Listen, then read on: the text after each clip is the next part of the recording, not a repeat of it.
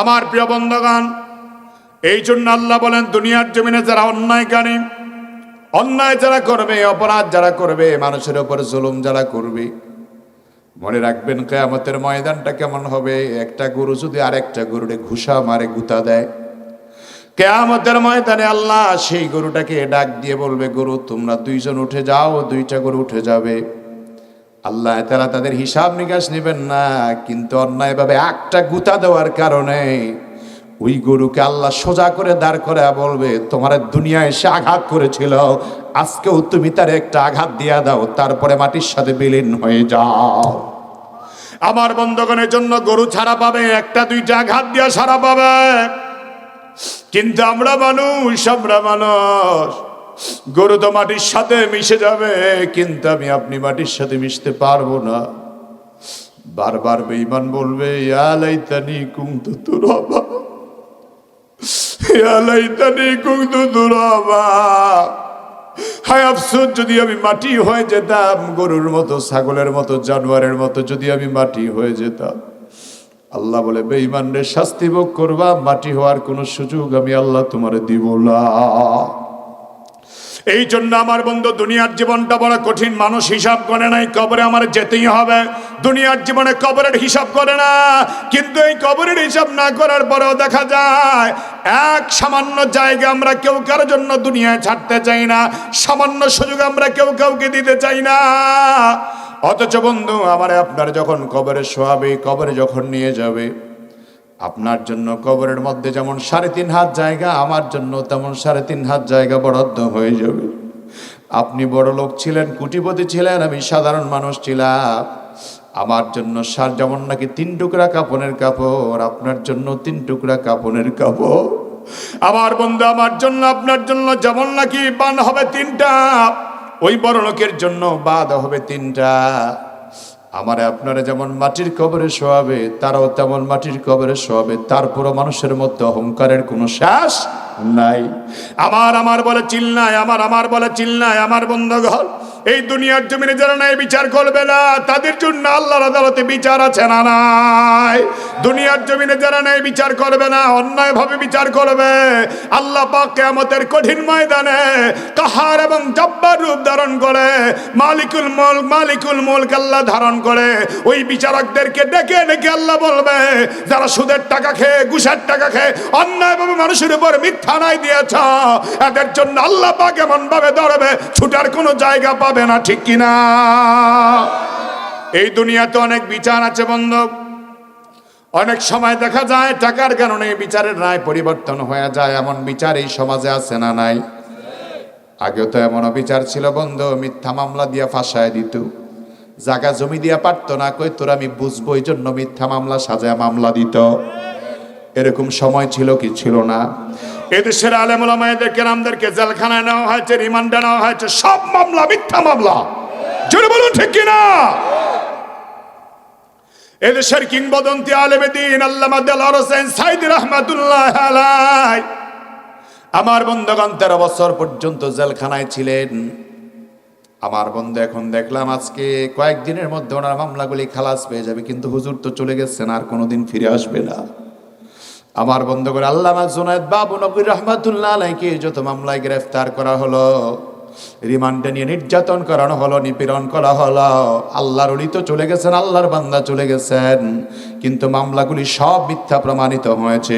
কারণ এদেশের একজন সাধারণ রিকশাওয়ালা থেকে শুরু করে সব লোকেরা জানে, সাধারণ মানুষ যেমন খারাপ হতে পারে, কিন্তু একজন সাধারণ মাদ্রাসার আলেম, মসজিদের ইমাম কখনো সুদ খেতে পারে না, ঘুষ খেতে পারে না, বিড়ি আর সিগারেট ধূমপান করতে পারে না, গাঁজা খেতে পারে না, ইয়াবা খেতে পারে না। সত্যিকারের আলেম কোনোদিন নাফরমানি কাজ করতে পারে না। ঠিক কিনা? তারপর আমরা মানুষ, আমাদের ভুল হওয়া স্বাভাবিক। আমাদের যদি ভুল হয়ে যায়, আমাদের জন্য সংশোধনের জায়গা আছে, আপনি আমাদেরকে বলবেন। কিন্তু বন্ধু, আমাদের দেশের কিছু মানুষ আলেমদের ভুল ধরতে ধরতে এমন ভাবে ভুল ধরা আরম্ভ করে দেয়, হুজুর ঠিক মতো হাঁটতেও পারে না, পাঞ্জাবিও গায়ে দিতে পারে না, কয় হুজুর এত লম্বা পাঞ্জাবি গায়ে দিচ্ছে, জামার দাম তো ওনারাই বাড়াইছে। এরকম কথা বলার মতো লোক সমাজে নাই। কিরে ভাই, ঘুম আসতেছে নাকি আপনাদের? আছে না নাই? আমার বন্ধুগণ, আলেম যদি আস্তে হাঁটে কয় হুজুর মনে হয় বেশি খায়া পেট ভারী করছে। হুজুর যদি একটু জোরে হাঁটে কয় মোল্লা মনে হয় 3 জায়গায় দাওয়াত পাইছে। আমার বন্ধুগণ, এই জন্য আলেম আমাদের সমালোচনা করবেন না, বিচার কিন্তু একদিন হবে, সেদিন বিচারক হবে কে? জোরে বলেন কে? আল্লাহ তাআলা এর জন্য বলেছেন আলাইসাল্লাহু বিয়াহকামিল হাকিমিন।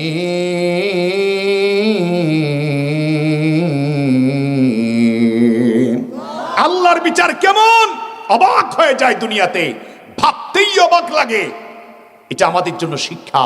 যারা দুনিয়াতে টাকা পয়সা সম্পদ ক্ষমতার অহংকার করে তাদের জন্য শিক্ষা। 16 বছর রাজত্ব করার পরে দুপুরে রান্না বান্না করেছে, খাবার সুযোগ আল্লাহ দেয় নাই। জোরে বলেন ঠিক কিনা? তার মানে হলো বন্ধু, সব ক্ষমতার একমাত্র মালিক কে? আর জোরে আওয়াজ করে বলেন কে? মোদী সরকার বাংলাদেশ নিয়ে বেশি লাফালাফি কইরো না। মুসলমানের গাড়ি হামলা করলে বন্ধা জুতার পিঠা ছাড়া কপালে আর কিছু থাকবে না। কারণ আমরা দেখেছি পৃথিবীর জমিনে মুসলমানদের উপর যারা আক্রমণ করেছে তাদেরকে আল্লাহ তাআলা জুতা দিয়া দিয়া নাস্তা করাইছে। আমেরিকার প্রধানমন্ত্রী জর্জ ডব্লিউ বুশকে আল্লাহ জুতা বাড়ি যখন খাওয়াইছে, সাংবাদিক জাইদির জুতা দিয়া। তো সাংবাদিকরা সবাই মাইক ধরছে, স্যার কিছু কন, কিছু কন, কিছু কন। স্যারে কয় আমি এখন কি কম, নুসে আমার কিছু বলার নাই। স্যার একটু কিছু কন। মাথাটা আস্তে করে নত করে, চেহারাটা বাসায়া, চোখগুলি বন্ধ করে কয় দিস ইজ নাথিং। জুতার বাড়ি খাওয়ার পরে কি কয়? দিস ইজ নাথিং, এটা আমার জন্য কোনো ব্যাপার না। তাহলে ব্যাপার কি ছিল? জুতার মধ্যে আর একটু কিছু মেডিসিন মাইরা ওরে বাইরানো দরকার ছিল। তাহলে যদি দিস ইজ না দিস ইজ সামথিং হইতো। কথা বলেন ঠিক কিনা? আমার বন্ধুগণ, আল্লাহ জানায়া দেয় দুনিয়ার জমিনে আমার সাথে যারা গাদ্দারি করবে এদের জন্য আমি আল্লাহ শাস্তির ফয়সালা রাখবো। অবাক হয়ে গেলাম আমরা। জর্জ ডব্লিউ বুশ জুতার বাড়ি খাওয়ার পরেও বলছে দিস ইজ নাথিং। এই কথা কেন বললো? চিন্তা করে দেখলাম তার আব্বা হলো ফেরাউন, দাদা হলো নমরুদ। নমরুদ দেখে আল্লাহ জুতার বাড়ি দিয়া সাইজ করছে, এই জন্য জুতার বাড়ি খাওয়া তার বাপ দাদার সম্পদে পরিণত হয়ে গেছে। নিজের পাপের অপরাধে নমরুদ করলো গাদ্দারি, মাথার ব্যথা নিরাময় খাইল রে জুতার বাড়ি। এত হলো আল্লাহর সাথে, এত হলো আল্লাহর সাথে বেয়াদবির পরিণাম। পায়ে পড়লে সম্মান, জোতা গায়ে লাগলে অপমান। পায়ে পড়লে সম্মান, জোতা গায়ে লাগলে অপমান। লোকেরা মধ্যে ভাষায় সে যে বনে মনের কথা, যেই কথার ভাষা নাই তার প্রকাশ মাধ্যম জোতা। দামি জোতা পরলে বোঝে, দামি জোতা পরলে বুঝি বাড়বে নিজের মান সম্মান। পায়ে পড়লে সম্মান, জোতা গায়ে লাগলে অপমান। ঠিক কিনা? যুদ্ধে যুদ্ধে তসনস দশটা পরিস্থিতি বিপাকে অবসাক্ষী জুড়ল জোতা বুশের গালেই রাখে। এত হলো ইমানদারের, এত হলো ইমানদারের বদদুয়ারি পরিণাম। পায়ে পড়লে সম্মান, জোতা গায়ে লাগলে অপমান। ঠিক কিনা? আজ দুনিয়ার জমিনে আমরা ন্যায় বিচার করি না, কিন্তু একদিন ন্যায় বিচারের জন্য আমরা কাঁদবো। আল্লাহ তাআলা বলেন, ও দুনিয়ার মানুষ, তুমি দুনিয়ায় ন্যায় বিচার পাও না, এই জন্য তোমার মন খারাপ করো না। তুমি আমার ইবাদত ছেড়ে দিও না, আমি আল্লাহরে ভুলে যেও না, মনে রাখবা। ওয়া ইন্নামা তুওয়াফাউনা উজুরাকুম ইয়াওমাল কিয়ামাহ, কিয়ামতের ময়দানে তোমার বিচারটা তুমি পেয়ে যাইবা। তবে কিয়ামতে যখন আমি আল্লাহ বিচারের কাঠগড়ায় দাঁড়াবো, আল্লাহ বলেন ফামান যুহজিহা আনিন নারি ওয়া উদখিলাল জান্নাতা ফাকাদ ফাজ।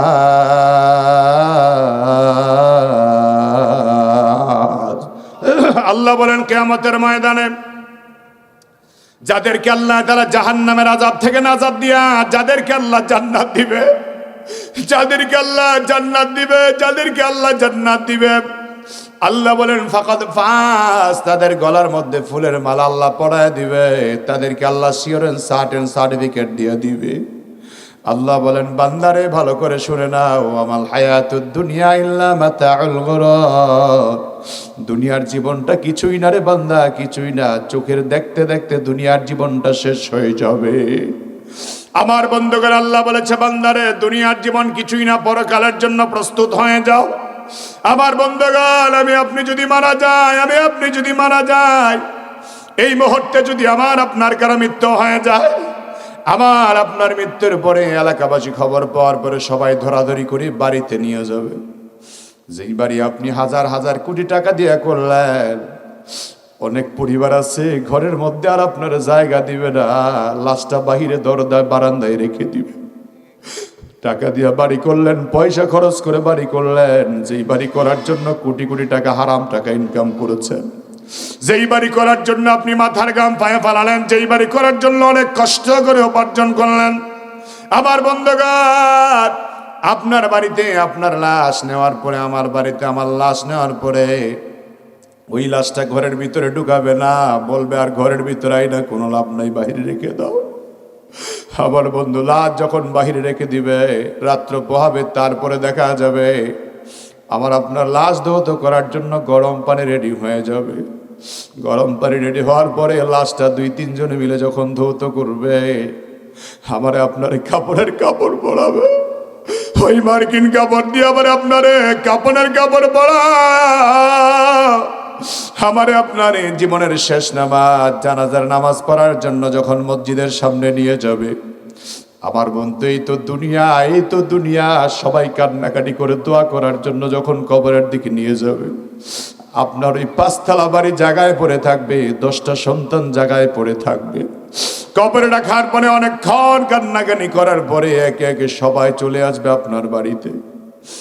আমার বন্ধু, মুহূর্তের মধ্যে দুনিয়ার আরামায়েশ আপনার মাটির নিচে চাপা পড়ে গেল, আর কোনোদিন আপনি কথা বলতে পারবেন না, দুনিয়ার মানুষের সাথে ভাব আর প্রকাশ করতে পারবেন না, চাইলে আপনার ছেলেদেরকে আর আপনি কথা বলতে পারবেন না। এই দুনিয়ার জন্য আপনি এত পাগল হলাম, এই দুনিয়ার জন্য এত পাগল হলাম। আল্লাহ কয়, বান্দারে, এই তো দুনিয়া, এই তো দুনিয়া, দুনিয়ার জীবনে আপনি আখিরাত ভুলে যাবেন তা কথা হতে পারে না, আবার দুনিয়াও কামাই করবেন না তা নয়, বরং আল্লাহ রাসূল বলেছেন, উম্মত রে, তুমি দুনিয়া কামাই করো, আখিরাতকে ভালো করার আশায় তুমি দুনিয়া কামাই করো। দুনিয়া কামাই করলে আপনি যাকাত বেশি দিতে পারবেন, মসজিদ বেশি বানাতে পারবেন, মাদ্রাসায় বেশি খরচ করতে পারবেন, গরিব মানুষদেরকে সাহায্য করতে পারবেন, পরিবারকে আপনি সৎ পথে চালাতে পারবেন। যদি আপনার নিয়তটা ভালো থাকে, তাহলে দুনিয়াতে আপনি যা উপার্জন করবেন তাতে আল্লাহ আপনার সওয়াব দান করে দিবেন। সুবহানাল্লাহ। আমার বন্ধুগণ, এই জন্য সাহাবায়ে কেরাম যারা কবরকে বেশি পরিমাণে ভয় পেতেন, হযরত ওসমান রাদিয়াল্লাহু তাআলা আনহুর আমলের বর্ণনা পাওয়া যায় যে ওসমান রাদিয়াল্লাহু তাআলা আনহুর ব্যাপারে রাহমাতুল লিল আলামিন নবী বলেছেন, ওসমান ফিল জান্নাহ, ওসমান জান্নাতি, ওসমান জান্নাতি। তারপরে হযরত ওসমানের আমলের ব্যাপারে সাহাবায়ে কেরাম বলেন, আমরা বহুবার দেখেছি হযরত ওসমান ভাড়াটিয়া নয়। সুতরাং যারা ইহুদি বেঈমান কাফের মুশরিক আমাদেরকে ভয় দেখায়, ওই ভয় দেখিয়ে কোনো লাভ নাই, কারণ আমরা মুসলমান, বাঁচলে গাজী হব, মরলে শহীদ হয়ে যাব, ঠিক কিনা? তবে মুসলমান যতদিন দুনিয়া আছে, পৃথিবী টিকে থাকবে, যেদিন মুসলমান থাকবে না সেদিন পৃথিবী থাকবে না। আজকের পৃথিবীতে মনে হচ্ছে যেন মুসলমানরাই ভাড়াটিয়া আর কাফের মুশরিকরা হলো বাড়িওয়ালা, অথচ আল্লাহ বলেছেন, ওয়াজআলনাকুম ফিল আরদি খলিফা, তোমরাই হলো প্রকৃত বাড়িওয়ালা। আল্লাহ রাসূল বলেছেন, লা তাকুমুস সাআ হাত্তা ইউকালা ফিল আরদি আল্লাহ আল্লাহ। একজন মুসলমান যতদিন আল্লাহকে ডাকবে ততদিন আকাশ জমিন ঠিক থাকবে, যেদিন ডাকবে না সেদিন আকাশ জমিন থাকবে না। মুসলমান যেদিন থাকবে না সেদিন কোনো অমুসলিম বেঈমান থাকতে পারবে না। এটা জোরে বলেন, ঠিক কিনা? এই জন্য আমরা দেখতে পাচ্ছি চতুর্দিক থেকে ইসলাম এবং মুসলমানকে বিনাশ করার জন্য, ধ্বংস করার জন্য চতুর্মুখী ষড়যন্ত্র করা হয়েছে। আমার বন্ধুগণ, ইরাকের ওপর, আফগানিস্তানের উপর হামলা চালানো হয়েছে, ফিলিস্তিনের উপরে যুগের পরে যুগ হামলা চলছে। আজ বাংলাদেশের উপর আক্রমণ করার জন্য আমাদের প্রতিবেশী বন্ধু বেশে দুশ্মন আমাদের দিকে ওত পেতে বসা আছে। এটা জোরে বলেন, ঠিক কিনা? মুসলমান আমাদেরকে ভুলে গেলে চলবে না। আমাদের ধমনীতে প্রবাহমান আছে তারেক বিন জিয়াদের সেই ইমানি চেতনা, আমাদের ধমনীতে প্রবাহমান আছে মোহাম্মদ বিন কাসেমের সেই ইমানি চেতনা, আমাদের মধ্যেই ছিলেন হযরতে শাহজালাল মুজাররদি আমানি, আমাদের মধ্যেই ছিলেন শাহ মুজাফফরান রহমাতুল্লাহ আলাইহি। যদি দুনিয়ার কোন বেঈমান আমার বাংলার জমিনের 1 ইঞ্চি মাটিও কেড়ে নেওয়ার ষড়যন্ত্র করে, বাংলার প্রত্যেকটা যুবক, প্রত্যেকটা তরুণ শাহজালাল রহমাতুল্লাহের ভূমিকা পালন করবে, ঠিক কিনা? ছোটে শাহজালালের নির্ভীক সৈনিকেরা খতম করা গোবিন্দেরই চালা চামুন্ডা গুলা। মুসলমান গৌর গোবিন্দ যেমন চেষ্টা করেছে ইসলামকে ধ্বংস করতে, আজও যদি কেউ আমার বাংলার জমিনে ইসলামকে ধ্বংসের চেষ্টা করে, আমরাও শাহজালাল রহমাতুল্লাহের ভূমিকায় অবতীর্ণ হতে হবে। কথা বলুন, ঠিক কিনা? আল্লাহ পাক যেন আমাদেরকে তৌফিক দান করে, ইমানি হিম্মত আমাদেরকে দান করে, জোরে বলুন আমিন। আমার বন্ধুগণ, পৃথিবীর জমিনটা অত্যন্ত সংকীর্ণ সময়, পৃথিবীটা একেবারে সংক্ষিপ্ত সময়। এই পৃথিবীতে যারা এসেছি আমাদেরকে চলে যেতে হবে, কথা ঠিক না বেঠিক? সবাই বলেন ঠিক না বেঠিক? যেহেতু আজকে কবরবাসীদের মাগফিরাত কামনায় আয়োজিত মাহফিল, এই কবরটা কি শুধু আমাদের পূর্বপুরুষ মুরব্বীদের জন্য? আমরা কি কবরে যেতে হবে না? এ বাবারা কথা বলেন, আমরা কি কবরে যেতে হবে না? আল্লাহ রাব্বুল আলামিন বলেন, ও পৃথিবীর মানুষেরা, পৃথিবীর ইমানদারেরা, দুনিয়ার জমিনে আমি আল্লাহ তাআলা যাদেরকে জীবন দিয়া সৃষ্টি করলাম, যাদেরকে আমি আল্লাহ তাআলা জীবন দান করলাম, তাদেরকে আমি আল্লাহ মৃত্যু দান করব। জোরে কোন সুবহানাল্লাহ। এই জীবন আল্লাহ তাআলা আমাকে আপনাকে যাদেরকে দান করলেন, আল্লাহ রাব্বুল আলামিন জীবন আমার আপনার সবাইকে আল্লাহ তাআলা দান করে দিলেন। যাদেরকে আল্লাহ তাআলা জীবন দান করলেন তাদেরকে আবার আল্লাহ তাআলা মৃত্যু দান করবেন। দুনিয়ার জমিনে অনেক নাস্তিক, অনেক বেঈমান পাওয়া যায় যারা আল্লাহকে বিশ্বাস করতে চায় না, কিন্তু তাদেরকেও যদি আপনি জিজ্ঞেস করেন, বন্ধু আপনার কি মরণ হবে, তারা বলবে আমাদের একদিন মরণ হবে। দুনিয়ার জমিনে অসংখ্য বেঈমান আছে যারা আল্লাহকে মানে না। দুনিয়ার জমিনে অসংখ্য বেঈমান আছে যারা বলে দেয়ার ইজ নো গড, আল্লাহ বলতে কেউ নাই।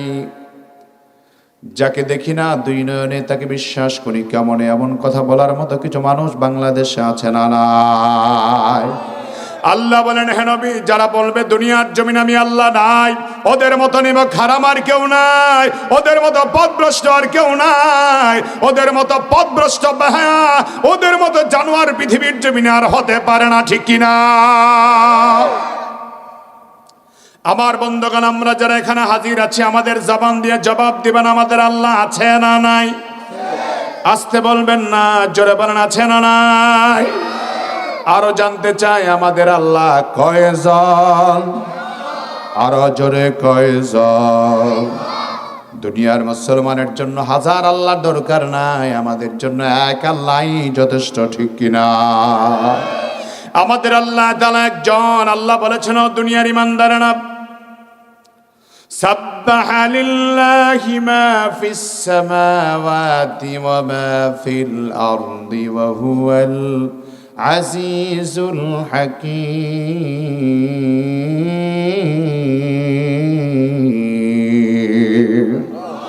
আর জোরে আওয়াজ করে বলেন আল্লাহু আকবার। আল্লাহ বলেন, সাব্বাহা লিল্লাহি মা ফিস সামাওয়াতি ওয়া মা ফিল আরদ, আকাশ এবং জমিনে যত মাখলুকাত আল্লাহ সৃষ্টি করেছেন, সব মাখলুকাত আল্লাহ তাআলার তাসবিহ আদায় করেন, সবাই আল্লাহর তাসবিহ আদায় করেন। আমরা দেখি পাখি যখন আকাশ উড়াল দিয়ে যায়, পাখি তখন কুহু কুহু আওয়াজ দিয়ে যায়, পাখি কুহু কুহু আওয়াজ দিয়ে যায়। আল্লাহ বলেন, আরে বান্দা না, সকালবেলা বিকালবেলা প্রত্যেকটা প্রাণী আমার তাসবিহ আদায় করে। পাখি যখন আকাশ উড়াল দিয়া যায়, পাখি কুহু কুহু আওয়াজ দিয়ে যায় না, পাখি তার জবান দিয়া বলে আল্লাহ আল্লাহ। আল্লাহ তাআলা বলেন, সাব্বাহা লিল্লাহি মা ফিস সামাওয়াতি ওয়া মা ফিল আরদ, আকাশ এবং জমিনের যত মাখলুকাত আছে সবাই জিকির করে কার? আসতে বলবেন না, জোরে আওয়াজ করে বলেন কার? আল্লাহ বলেন, সব আমি আল্লাহ তাআলার জিকির করে। ওয়া হুয়াল আজিজুল হাকীম। আল্লাহ নিজের পরিচয় দিয়া বলেন, আমি আল্লাহ হলাম মহাপরাক্রমশালী, মহাবিজ্ঞানময়, আমি আল্লাহ। দুনিয়ার জমিনে কোনো মানুষ যদি আল্লাহ তাআলার তাসবিহ আদায় না করে, আল্লাহর রাজত্বের কোনো কমতি হবে না, আল্লাহর কোনো অভাব হবে না। আল্লাহ বলেন দুনিয়ার মানুষ যেন আমি আল্লাহ তাআলার তাসবিহ আদায় করে, সেজন্য তাদের সামনে আমি আল্লাহ তাআলা মানুষদেরকে সন্নিবেশিত করার জন্য, বোঝার জন্য প্রতিটা মাখলুকাতকে আমি আল্লাহ তাআলা সাজায় দিলাম। সব মাখলুকাত আমি আল্লাহর তাসবিহ আদায় করে, সবাই আমি আল্লাহর তাসবিহ আদায় করে। কিন্তু একমাত্র মানুষের মধ্যে অধিকাংশ মানুষ পাওয়া যায় যে মানুষ আমি আল্লাহকে ডাকে না। মুয়াজ্জিন যখন আজান দেয় বলে হাইয়া আলাস সালাহ, অনেক মানুষ আছে বন্ধু নামাজের দিকে যায় না, অনেক মানুষ নামাজের দিকে যায় না। কিন্তু আল্লাহ বলেন দুনিয়াতে যারা আমি আল্লাহকে মানে না, তারাও বিশ্বাস করে আমি আল্লাহ আছি। আবার যারা দুনিয়াতে মনে করে আল্লাহকে মানে না, আল্লাহকে মানে যারা মনে করে, তারাও বিশ্বাস করে আমি আল্লাহ।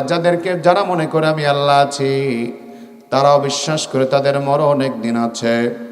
আবার যারা বিশ্বাস করে আল্লাহ নাই, যারা বিশ্বাস করে যত পদার্থ জড় বস্তুর মাধ্যমে যারা বিশ্বাস করে, যারা মনে করে পৃথিবীতে আল্লাহ নাই, তারাও বিশ্বাস করে তাদেরও ইয়াকিন আছে মরণ আমাদের একদিন আছে।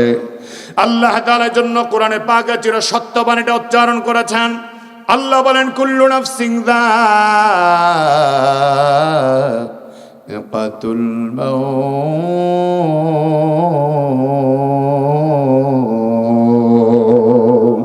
মউত কাসিম কুল্লু নাফসিন শারিবুদ মউত কাসিম কুল্লু নাফসিন শারিবুদ কবর বাইতিন কুল্লু নাসিন দাখিলুন।